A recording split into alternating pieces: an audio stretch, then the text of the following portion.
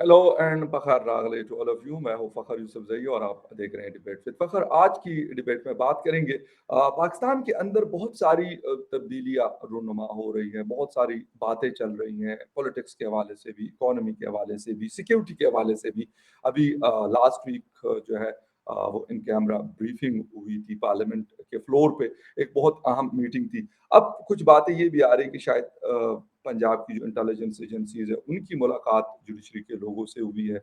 लेकिन इस सूरत हाल में दुनिया के अंदर बहुत सारी तब्दीलियां हमें रूनुमा होती हुई नजर आ रही है, वो अरब दुनिया में हो, चाहे चीन में हो, हिंदुस्तान में हो या अफगानिस्तान में हो। क्या हमारी नजर उसके ऊपर है या नहीं है? क्योंकि बहरहाल अपनी जो मूवमेंट है वो जारी रखे हुए आगे की तरफ बढ़ती हुई, लेकिन आज भी हम आटा, दाल, चीनी और इन चीजों में फंसे हुए हैं और आटे की कतारों में बटे हुए हैं। बात करेंगे इन सारी चीजों पे। हमारे साथ मौजूद है सीनियर जर्नलिस्ट हैं, एनालिस्ट हैं, मुनीर अहमद साहब। आप सब जानते हैं उनको, इंग्लिश न्यूज़पेपर्स के साथ काम करते रहे हैं, लिखते रहे हैं, अब भी लिखते हैं और मुख्तलिफ फोरम्स पे नजर आते हैं। मुनीर साहब, thank you very much for joining the show. बहुत शुक्रिया, बहुत शुक्रिया। सर, एक तो ये बताइएगा कि इस वक्त इस्लामाबाद में बहुत सारी चीजें हमें देखने को मिल रही है जी। पॉलिटिकल डायलॉग्स का सिलसिला भी शुरू हुआ है। डू यू थिंक कि मतलब ऊंट किसी करवट अब लेटेगा या इसी तरीके से जो एक इंस्टेबिलिटी वाली सूरत हाल है जो पिछले 1 साल से, बल्कि शायद 1.5 साल से हम देख रहे हैं, हमें बहुत सारा नुकसान दिया और मजीद भी हमें नुकसान दे रहा है? पहली बात तो ये है कि मुज़ाकरात शुरू नहीं हुए।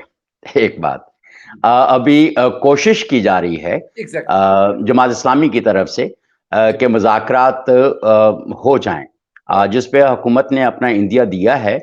और दूसरी तरफ से इमरान खान साहब की तरफ से जो कुछ 4 शराइत रख दी गई हैं, जो शायद पीडीएम को या हुकूमत वक्त को बिल्कुल भी काबिल कबूल नहीं होंगी। और जाहिर है कि किसी तरह से भी उनकी जो नेशनल असम्बली की सीट्स हैं वो उसके रिजाइन्स जो हैं वो फारिग नहीं किया जा सकता, उनको बहाल नहीं किया जा सकता। उनको अपोजिशन का जो कायदे इख्तिलाफ का जो रोल है वो भी नहीं दिया जा सकता। यानी इस तरह काफ़ी सारी शराइत ऐसी रख दी हैं।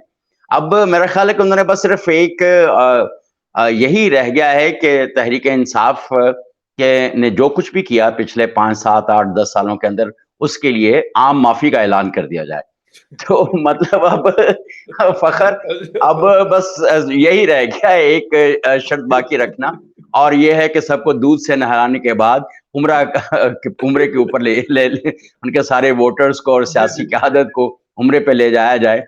तो इस तरह की अब मेरा ख्याल वो रह गई है। लेकिन दूसरी तरफ हम मुस्तकिल एक वो देख रहे हैं कि अदालतें पता नहीं क्यों इमरान से डरी हुई हैं शायद।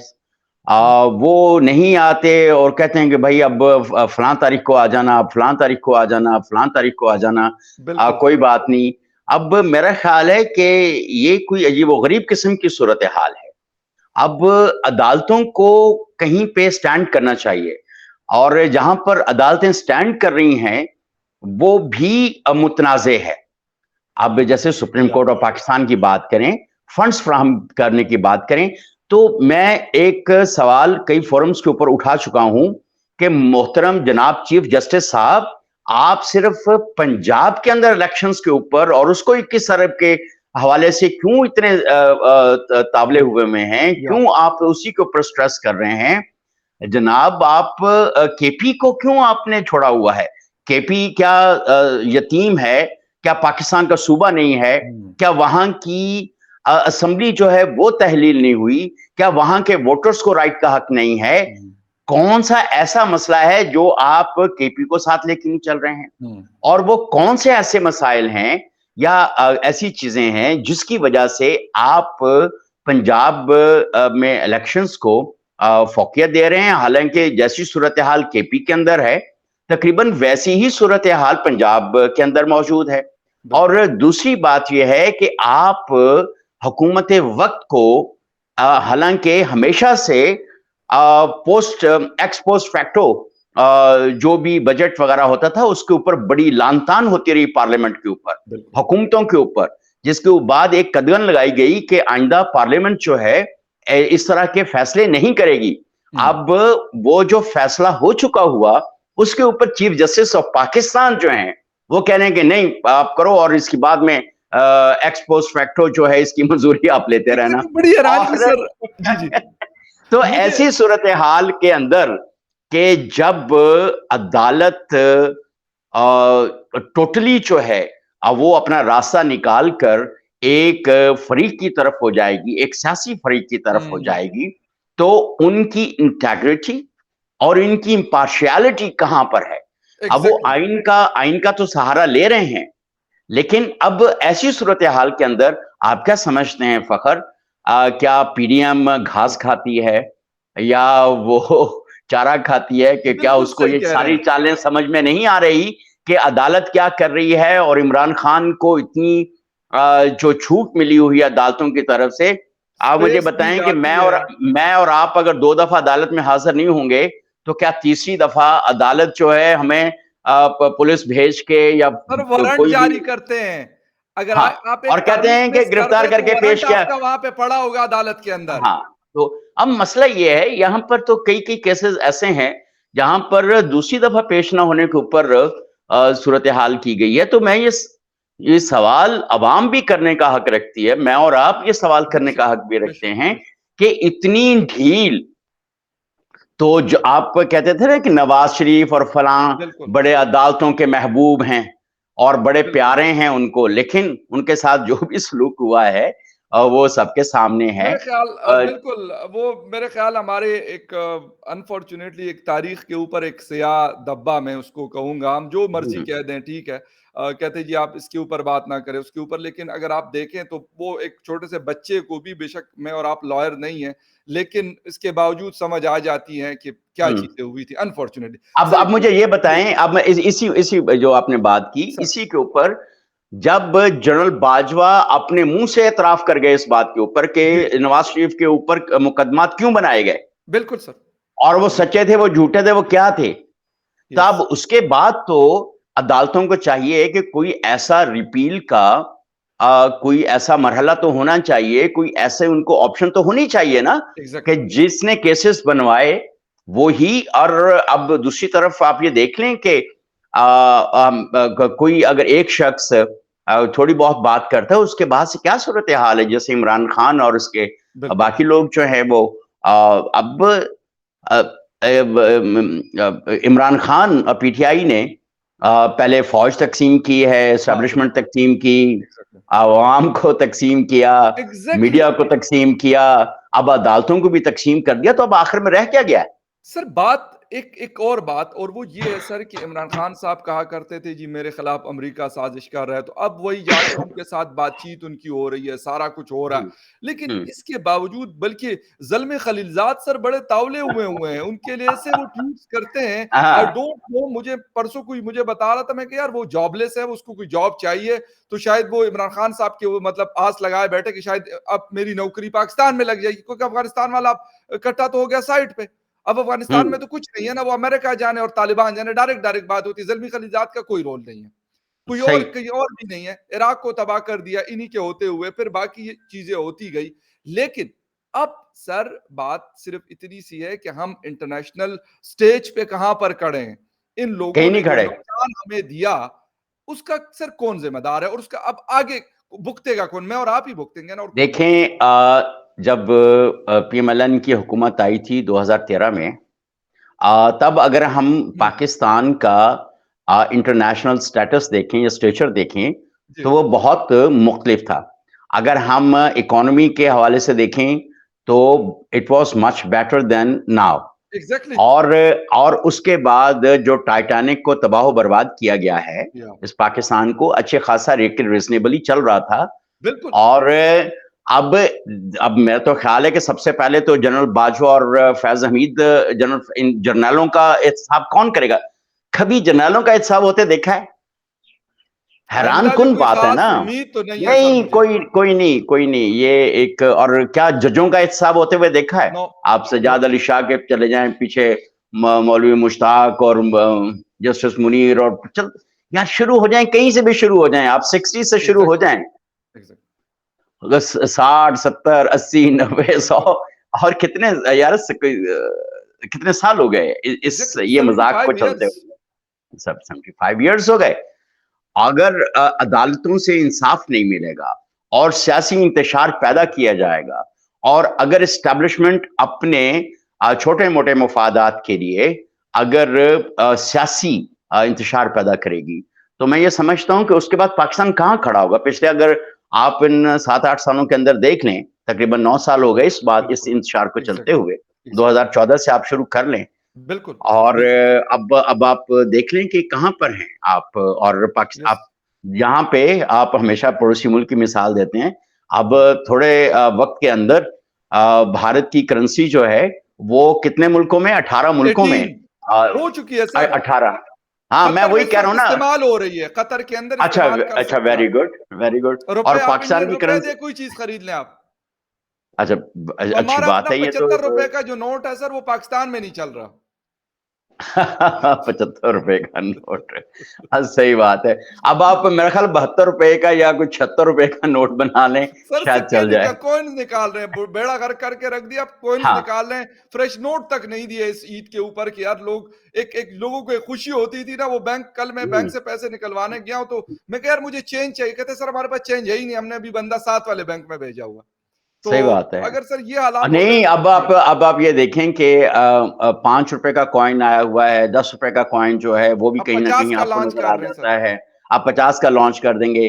तो अब आप ये देख लें कि कहाँ पे सूरत हाल है। तो ऐसी सूरत हाल के अंदर मैं ये समझता हूँ कि हमारी खास तौर पे जो हमारे जजेस और जर्नल्स हैं, हम्म, जो जनरल्स हैं, इनको थोड़ा इस वक्त अपना किरदार रैशनली अदा करना चाहिए। एग्जैक्टली। वो बिल्कुल। पॉलिटिकली मोटिवेटेड नहीं होना एग्जैक्टली। चाहिए। एग्जैक्टली। अब एस्टैब्लिशमेंट ने तो कहा है कि वो पॉलिटिकली मोटिवेटेड डिसीजंस नहीं करेंगे। Let the political parties play their role yeah. And contest each other.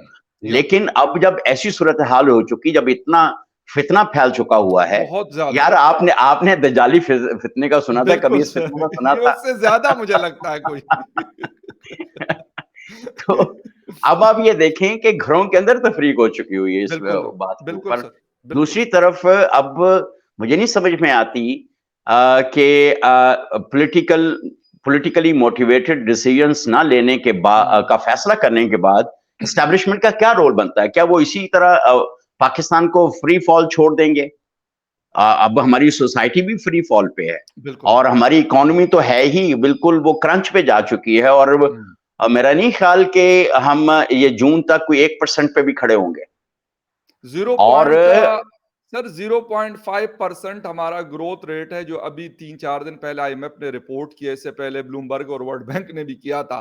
जी, मेरे ख्याल में शायद दुनिया में हम कम तरीन पे जा रहे हैं, बदतरीन पे जा रहे हैं। लेकिन सर फिक्र वैसे अगर आप देख लें, मेरा नहीं ख्याल कि किसी को ये फिक्र है कि हाँ यार वाकई ये हालात ऐसे हैं जो हम देख रहे हैं और जो चल रहे हैं इस वक्त, मतलब हमारे सराउंडिंग्स में। किसी को फिक्र तो नहीं है, वो सब अपने नहीं, मस्तियों में मस्त हैं। अब ये देखें कि वो मुआशरा तबाह हो जाता है जहां पर समाजी और कानूनी इंसाफ न मिले। ये एग्जैक्टली। मैंने तो नहीं कहा था, ये तो बिल्कुल। जो अक्लमंद लोग थे वो कह गए, हम तो इसको बिल्कुल सर। दोहरा दोहरा के थक गए। यस। और अगर अदालतें जो हैं वो मोटिवेटेड जस्टिस देंगी या मोटिवेटेड डिसीजंस देंगी या मोटिवेटेड उनकी सारी, तो मेरा ख्याल है कि उनको सोचना पड़ेगा कि भाई वो क्या कर रहे हैं। क्या जैसे अब आपको पता है कि जनरल्स के बाद अब तो हमारे जो जजेस हैं, जो सीनियर जजेस हैं, हाँ, बिल्कुल। वो भी मुल्क से बाहर ही चले जाते हैं। बिल्कुल। ये एक बड़ी अजीब सी सर। बात है। बिल्कुल। साकिब निसार भी मेरा ख्याल काफी वक्त उधर ही सर पाए जाते लंदन में। थे, लंदन में। लंदन। हाँ, सारी फैमिलीज वैमिलीज वो पहले शिफ्ट कर लेते हैं। और उसके बाद इसी तरह जो बड़े ब्यूरोक्रेट्स हैं, उनका भी यही सूरत हाल है, अपनी डुअल नेशनैलिटी लेके बैठे हुए हैं और फैमिलीज उनकी मुल्क से बाहर है, यहाँ से लूट खसूट जारी है और वो कभी इसका हिस्सा बन जाते हैं, कभी उसका सर हिस्सा बन अभी जाते हैं। कुछ दिन पहले एक पुराने ब्यूरोक्रेट बात कर रहे थे लाहौर में मीडिया से। उसने कहा कि मैं अमेरिका गया था, तो वहां पे कहते हैं कि एक एक आदमी के पता नहीं कितने कितने अपार्टमेंट्स वहां पे खरीदे। तो कहते जी, आपने क्या किया? कहते मैं तो यही हूं जो आपको नजर आ रहा हूं, मेरे पास ना यहाँ पे हाँ, कुछ है और ना मेरा बाहर। तो कहते एक एक जिसे कहते हैं ना, 1 इंच नहीं है ना पाकिस्तान में। सही कहते बात हैं है। रिटायर लेके पेंशन जो मुझे मिलती है मैं उसी से अपना गुजारा करता हूं, इसके अलावा मेरे पास कुछ नहीं है। कहते वो मेरे ऊपर हंसते हैं कि यार तुमने क्या किया अपनी इस नौकरी में। इन्हें पाकिस्तान को नहीं तुमने नहीं लूटा, तुमने लंदन, अमेरिका, दुबई में तुमने अपने अपार्टमेंट्स और अपने वेलाज और अपने कारोबार को नहीं बनाया। यहां से लूटो, वहां पे पूटो। सर कोई कोई अब एंड आप तो नहीं है, लेकिन अगर आप अब ये पूछते हैं, आप पूछते हैं, जी जी जी नहीं नहीं, आप बात मुकम्मल करें। जी, अगर आप पूछते हैं सर तो कहते हैं कि ये तो आपने सबसे बड़ी ज्यादती आप ये करते हैं कि आप किसी को कहते हैं कि भाई आप यहां से लेके और वहां पे आप लगाते हैं। आप अपने, हम्म ठीक है, अगर आपके माँ बाप के वहां पे कुछ है और उन्होंने पाकिस्तान बनाने से पहले बनाया था, तो बिल्कुल आप अमेरिका नहीं, आप जिस मुल्क में मतलब उस पैसे को लगा दें, लेकिन इस मेरे मुल्क के पैसे को आप ले जाकर और वहां पे आप लगाते हैं, अपनी अय्याशी आपकी ये बढ़ाने ऐसा के लिए। है, जाहिर है कि जब ऐसी सूरत हाल होगी। अच्छा, वैसे एक अजीब सा वाकया हुआ 2-4 महीने पहले। एक हमारे ब्रिगेडियर साहब दोस्त हैं, शायद जी ये वाकया मैंने आपको पहले भी सुनाया था या जी जी नहीं, और मैं कई दफा एक बास जगहों पे जो सुना चुका हूँ। जी वो जी पुराने जमाने के ब्रिगेडियर हैं, राइट। और वो एफएक्स पर आए और उसके ऊपर ड्राइवर था।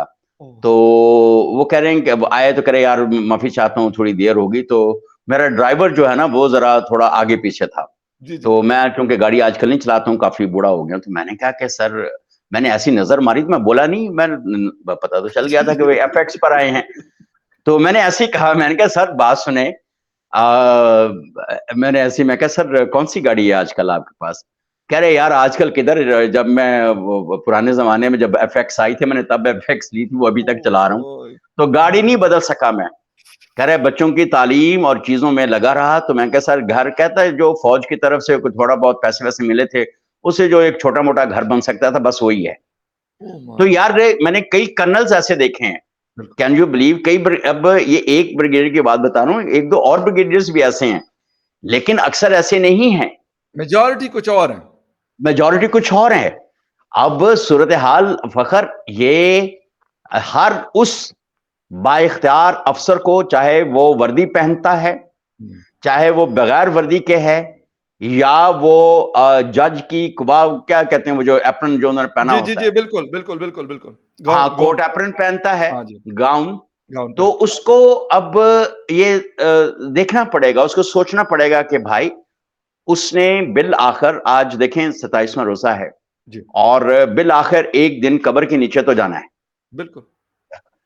अब ये जितने महल बनाएंगे, जितनी उल्टे सीधी डिसीजंस करेंगे, जितने अथॉरिटी का गलत इस्तेमाल करेंगे, अच्छा इसमें एक मीडिया को भी इंक्लूड कर लें। बहुत जरूरी है सर, मीडिया को, बहुत जरूरी है। अब मीडिया के पास जितनी इंतशार फैलाने की अथॉरिटी है, उतनी अथॉरिटी किसी और के पास नहीं है।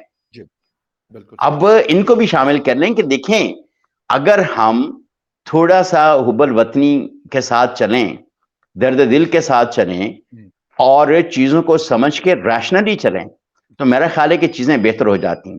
राइट। अगर बहुत पहले से नवाज शरीफ के साथ खिलाफ जब कैंपेन डेवलप हो रही थी बिल्कुल। अपने इस्टेब्लिशमेंट की तरफ से, जी, उस वक्त से लेके आज तक पाशा ग्रुप जितना ऑफ कंपनीज की बे तरफ से सर, जैनुल बेवजह, इस्लाम ग्रुप एंड पाशा हाँ, ग्रुप एंड कंपनीज। मैं ये कह रहा हूं कि अगर उस वक्त से लेके अब तक पीटीआई को बेवजह और बिला मुबालगा अगर बहुत ज्यादा उनकी सपोर्ट हासिल ना होती, तो शायद ये फितना इस लेवल तक आता नहीं। बिल्कुल तो एग्जैक्टली। अब मुझे नहीं मालूम कि जिसने जो किया है वो इसको कैसे खत्म करने में या इसको नॉर्मलाइज करने में हेल्प करेगा। अब मैं, लेकिन उनको, उनका किरदार बनता है और उनको ये करना चाहिए, पाकिस्तान की सलामती के लिए करना चाहिए और यहाँ के अवाम के लिए करना चाहिए। देखें इन्फ्लेशन कहां तक पहुंच चुकी है, और 50%। आईएमएफ ने कहा है कि सब्सिडीज खत्म कर दी जाएं। बिल्कुल ऐसी ही सूरत हाल श्रीलंका के अंदर थी, बिल्कुल जब वहां पर जो भी सूरत हाल दरपेश हुई, जब उसने डिफॉल्ट किया, बिल्कुल। लोगों ने सब्सिडीज को मानने से इनकार किया, और वहां पे जो भी सूरत हाल हुई, और एग्जैक्टली यही आईएमएफ की पॉलिसी का इंपैक्ट जो है वो हमें सूडान में अभी नजर आ रहा है। बिल्कुल हाईएस्ट इन्फ्लेशन 2018 में, 2019 में अमन ओमान की सूरत हाल पे बुलाया गया, इमरजेंसी नाफिज की गई और जी फौज को बुलाया गया, फौज ने कू कर दिया, और बिल्कुल उनके दो फौजी अब आपस में, दो फौजी जर्नल आपस बिल्कुल। में लड़ रहे कमांडो हैं। का ये पैरामिलिट्री ग्रुप और दूसरा वाला ग्रुप आपस में लड़ हाँ, रहा है सर। आपस में लड़ रहे हैं। तो लेकिन आप क्यों चाहते हैं, देखें अभी अगर देखें ब्यूरोक्रेसी बेचारी क्या करेगी, वो तो ऊपर जो सियासी हुक्मरान होगा, जो एग्री, हुकूमत होगी, बिल्कुल वो आई उसके एग्री विद यू, मुताबिक करेगी। बेशक, लेकिन बिल्कुल, अदालत और एस्टेब्लिशमेंट तो अपना रोल अदा कर सकते हैं ना बिल्कुल, फखर। बिल्कुल ठीक, अब उनको अपना प्रोएक्टिव प्रो पाकिस्तान रोल अदा करना चाहिए, ताकि एग्री, इन्फ्लेशन डाई डाउन हो और कोई सूरत हाल बेहतर हो, स्मगलिंग रुके और जो मुनाफाखोर माफियाज हैं उनके ऊपर कोई हाथ डाला जाए। हुकूमत बेचारी के बस में किधर है, और सर अक्सर तो हुकूमत के बेंचों के अंदर या सियासी खानवादों के पीछे छुप के बैठे हुए हैं ना। एग्जैक्टली, तो अब लेकिन उनको कहीं से, अब जो सियासतदान हैं उनको भी हुब्बल वतनी का सबूत तो देना सर पड़ेगा। बात सारी ये है कि क्या हम इस चीज को जो अय्याशियां हमने मचाई हुई हैं या मचाई हम्म। हुई थी उससे सर हम बैकफुट पे जाने के लिए क्या हम तैयार हैं? अभी कुछ दिन पहले एक टेंडर आया मुजफ्फराबाद का, उनको चाहिए जी नए मॉडल की 580 एसई, पता नहीं कौन सी मर्सिडीज, मुझे तो मर्सिडीज। उसका इतना हाँ। पता नहीं है, लेकिन वो कोई कह रहे थे कि ये हाँ। शायद सबसे महंगी वाली होती है और उसमें हाँ। पता नहीं सारी चीजें होती हैं। हमने तो आम हाँ। वाली भी नहीं देखी उसमें क्या होता है या इसमें क्या होता है, लेकिन फिर भी यकीनन कि अगर 22 करोड़ की वो गाड़ी आती है तो उसमें वो सारा कुछ होगा, इसलिए वो 22 करोड़ की है। वो 80 लाख या 50 लाख की इसलिए तो नहीं है। सर हम हम्म। जितने हमारे ऑफिसर्स हैं और कल और वो और वो और वो चाहिए भी एक ब्यूरोक्रेट को। सर मैं यही कह रहा हूँ। अब जो अब्दुल कादिर पटेल है सर, उन्होंने फ्लोर ऑफ द हाउस कहा कि जी मैं एयरपोर्ट पे आ रहा था तो मुझे धक्के किसी ने दिए एएसएफ फोर्स वालों ने। मैंने कहा जी कौन जा रहा है? कहते जी हमारा डीजी जा रहा है। 6 गाड़ियां आगे, 6 गाड़ियां पीछे, 3 उसके V8 दरमियान में। उन्होंने कहा कि हाँ। जर्नेलों और जजेस को पीछे जाना पड़ेगा, लेकिन सर कैसे? मुझे तो ये नहीं समझ आ रही है कि अगर ग्रेड 17 का कोई सीएसपी ऑफिसर होता है, उसके पास सर 2 से 3 करोड़ की गाड़ी होती है और ये एक नहीं होती।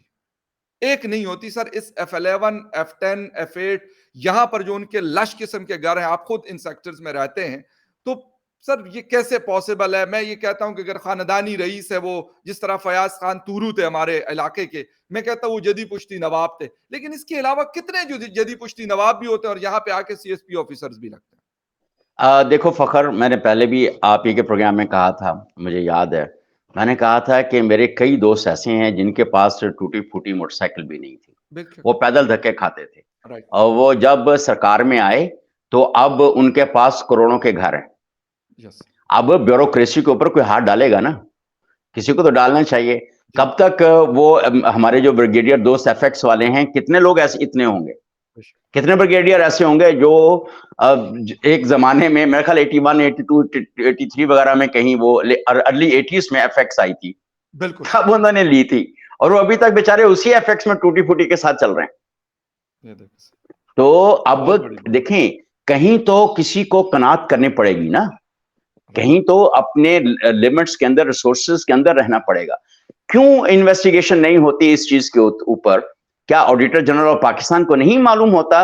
और मेरे तो मैं और आप अब जानते हैं कि जब हर साल सरकारी मुलाजिम जो है वो अपनी एसीआर वगैरह भरता है, कोई एसेट्स की रिपोर्ट्स भरता है, तो उसमें लिखा जाता है ये फलां चीजें, तो उसको अगर ज्यादा है तो उससे पूछा तो जाना चाहिए ना ये कैसे हैं, और अगर नहीं उसने डिक्लेयर की तो फिर उसके पूछा जाना चाहिए कि आपने वो डिक्लेयर क्यों नहीं की। आज आप एक सियासतदान ने अगर कोई दो चीजें डिक्लेयर नहीं करता तो आप तो उसको नाअहल कर देते हैं और आप तो बिल्कुल उसको इलेक्शन नहीं लड़ने देते। तो बिल्कुल ब्यूरोक्रेसी के ऊपर क्या वो बिल्कुल साफ शफाफ दूध की धुली हुई है, रोज उम्रा करके आती है? यानी सोचना चाहिए ना, कभी आपने किसी ब्यूरोक्रेट के ऊपर, किसी बड़े ब्यूरोक्रेट के ऊपर कभी कोई हाथ डलता हुआ देखा है? No, कोई दो एक मिसालों के बाद तो पाकिस्तान की तारीख खामोश हो जाती है, agree, लेकिन हर दूसरे सियासतदान के ऊपर तो आपने हाथ डाला हुआ है। बेशक, और इसी तरह जब जो हमारे फौजी अफसरान हैं, इनका कहते हैं कि जी इनका हमारा अपना एक मैकेनिज्म है, उसके मुताबिक हो जाता है, राइट तो उसको राइट, पब्लिक क्यों नहीं किया जाता है, ताकि हमें पता तो चले कि आपने क्या किया, किसके खिलाफ किया है और क्यों किया है और क्या चार्जेस क्या थे। अवाम को क्यों मसला पता ये है? है कि मसला ये इसमें है कि अभी इसमें तो कोई सिक्योरिटी नहीं है ना। हमारे शाहिद असलम, हमारे एक जर्नलिस्ट हैं, उसने बाजवा साहब के हवाले से जो है बिहार से चीज़ें निकलवाई थी। आपको पता है कि 3 दिन एफआईए ने उसके साथ इस इस्लामाबाद के अंदर क्या किया, विदाउट ए वारंट उनको उठाया गया था। ये तो वो बड़ा तगड़े आदमी थे, उसने कहा यार मुझे मार दो लेकिन मेरे मोबाइल्स के पासवर्ड और मेरे लैपटॉप के पासवर्ड आपको मैं नहीं दूंगा। मार सकते मार दो, बहुत कुछ कर लिया, मार दो जान से। एक चीज सर ये, दूसरी चीज ये हो रही है कि इंडिया में अभी जी एक इलेक्ट्रिक मर्सिडीज का उन्होंने लॉन्च किया है। वो वहां पे अपना मर्सिडीज बना रहे और हम बैठे हुए कि 22 करोड़ की मर्सिडीज हमने कहां से खरीदनी। थर्ड एंड लास्ट जो है वो ये है सर कि ब्लास्फेमी चार्जेस के हवाले से अभी दासू में जो कुछ हुआ, चाइना के साथ, वाहिद चाइना इस वक्त है, यूएई और सऊदी अरेबिया किसी हद तक, जो हमें, मैं कहता हूं कि शायद हमें डूबने से बेचारे किसी न किसी तरीके से हमें स्केप कर लेते हैं, रिस्क्यू कर लेते हैं। लेकिन इस तरह की चीजें साथ साथ चल रही है तो हम कहां पे खड़े होंगे, एंड हमारा क्या होगा? देखें, बात सुने आप, जितनी गैर मुल्की कंपनी हैं वो आपके, जैसे मैंने चंद एक जो गैर मुल्की प्रोजेक्ट्स थे जो पाकिस्तान के साथ थे उनके उस पर काम किया। वो अक्सर कोशिश क्यों करते हैं कि बाहर से ले लें, पाकिस्तानी को ना लें। और खासतौर पे चाइनीज कंपनीज के जो आप उनसे मिले वो कहते हैं कि यार हर थोड़ी देर के बाद इनका कोई मसला होता है। अगर 8 घंटे 10 घंटे इन्होंने काम करना है तो मुश्किल 4 घंटे की आउटपुट देते हैं। बिल्कुल। और अगर देखें, कोई किसी को मना नहीं करता, लेकिन दौराने ड्यूटी आप मुझे बताएं कि एक जगह से आपको पैसे मिल रहे हैं तो क्या आप वहां पे अपने, ठीक है आपके फराइज आपको अपने पूरे करने चाहिए जो भी है, लेकिन 12:30 बजे अगर आप वुजू करने चले जाएं और 3 बजे तक आप नमाज और फजाइल से फारिग होकर आए तो भाई वो जो 3 घंटे हैं वो किसके उसमें जाएंगे? अगर आपको अपनी इबादत और जो भी आपके वो हैं अकायद हैं उसके मुताबिक अगर आपने काम करना तो आप छुट्टी लेके घर में बैठ जाएं, बेशक आप उसे ना आए। बिल्कुल ठीक, बिल्कुल सही। आपका अब ये देखें, अगर पीछे चले जाएं, नबी सल्लल्लाहु अलैहि वसल्लम के जमाने में चले जाएं या उससे पीछे चले जाएं, जो भी सूरत हाल होती थी जब गुलाम होते थे और सारी सूरत हाल होती थी, तो लोग रोजा रख के क्या क्या पत्थर नहीं उठाते थे। बिल्कुल ठीक। क्या जंगे खंदक के दौरान में नबी सल्लल्लाहु अलैहि वसल्लम ने खुद कैसे काम किया। तो क्या हमारे इन मौलवियों को या इन लोगों को सिर्फ अगर बहानों के पीछे छुपकर ऐसे करना है तो ये तो फिर मैं नहीं समझता कि ये कोई बहुत ज्यादा कोई अक्लमंदी की बात है। आप मिसालें लेते हैं, जिस नबी सल्लल्लाहु अलैहि वसल्लम के दीन के ऊपर आप चलते हैं और उसके सुन्नत की बात करते हैं और फराइज की बात करते हैं, उन्होंने तो फराइज को निभाने के लिए कौन कौन सी अपनी मिसालें नहीं छोड़ी हैं और कि किस किस तरह से उन्होंने काम किया। अल-कासिब हबीबुल्लाह की जो मेहनत करता है वो अल्लाह का दोस्त है। यानी ये सोचे कि ये हठारामी और जो 2 नंबर ही हम करते हैं ना, इसकी कोई गुंजाइश नहीं है, जो हम मतलब कहीं नहीं है, कहीं नहीं है। नबी सल्लल्लाहु अलैहि वसल्लम की जाती जिंदगी से मिसाल ले लें भाई। नबी सबसे कम खाना पीना जो है उस जमाने में भी अगर किसी शख्स का था तो वो नबी सल्लल्लाहु अलैहि वसल्लम थे, और उसमें कम तरीन खाने के बाद भी वो कितना यानी रोजे रखना और इबादत करना और आम मुसलमानों के साथ जो भी उस जमाने की मुशक्कतें होती थी वो उठाते थे, वो करते थे। बिल्कुल कोई नहीं था। फिर दूसरी बात, मैं और आप इसको ब्लास्फेमी बनाने वाले होते कौन है? एग्जैक्टली, बिल्कुल। मेरा और आपका इख्तियार नहीं है। मैं और आप ब्लास्फेमी का इल्जाम लगाने वाले कौन होते हैं? दूसरी बात, ये इल्जाम लगाकर मारने वाले किसी भी शख्स को मैं और आप कौन होते हैं? हमें शर्म हया बिल्कुल खत्म हो चुकी हुई है। ये सिर्फ सियासतदानों और ब्यूरोक्रेसी और एस्टैब्लिशमेंट और अदलिया नहीं, मैं सबसे ये अब हमारे आई डोंट नो कौम भी हम माशाल्लाह से कोई है कम हराम और कम कामचोर और कम डिसऑनेस्ट और कम 2 नंबर नहीं है। वैसे ये बात आपकी मैं मानता हूं सर। नहीं, वो बिल्कुल सही है, लेकिन मजहब तो आपको क्या कहते हैं कि वो एक दूसरे के साथ नर्म रवैया सिखाता है। एक बात, इल्जाम तराशी से मना करता है। आपको नबी सल्लल्लाहु अलैहि वसल्लम की सुन्नत में रोजे रखकर कम खाने पीने के बावजूद मुशक्कत करते हुए नबी सल्लल्लाहु अलैहि वसल्लम सरवरे कायनात आपको नजर आते हैं, बेशक, तो आप बेशक। उनकी मिसालों पे क्यों नहीं जाते हैं यार? नहीं सर, ये तो नबी सल्लल्लाहु अलैहि वसल्लम के ऊपर कोई केस, अगर कोई मुकदमा आता था, कोई बात आती थी कि देखें जी इसने फलां किया, उसने कहा तुमने खुद देखा? और अगर ये था तो अच्छा ओके, इसको फिर वो जो लॉजिकली जो उसका प्रोसेस होता था, रीचेक उस किया जाता था। प्रोसेस से रीचेक किया जाता था, जो एक ड्यू प्रोसेस था, वो ड्यू प्रोसेस देने के बाद जो है फिर कोई फैसला होता था। और ठीक, सबसे बिल्कुल सही। ज्यादा जो उस जमाने में जो फैसले होते थे वो रहम के ऊपर होते थे, बेशक, वो दूसरों बिल्कुल को सही। माफ करने के हवाले से होते थे। बिल्कुल ठीक सबसे सर। पहले तो नबी सल्लल्लाहु अलैहि वसल्लम ने अपने कितनी जो उनके साथ ज्यादतियां, उनके खानदान के साथ ज्यादतियां, कितने खून बहे उन्होंने माफ किए फतेह मक्का के।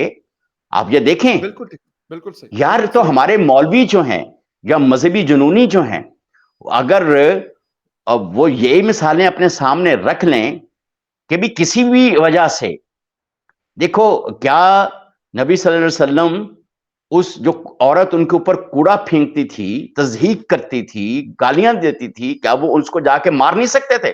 बिल्कुल ज़ईफ सही, औरत। बिल्कुल ठीक, बिल्कुल सही।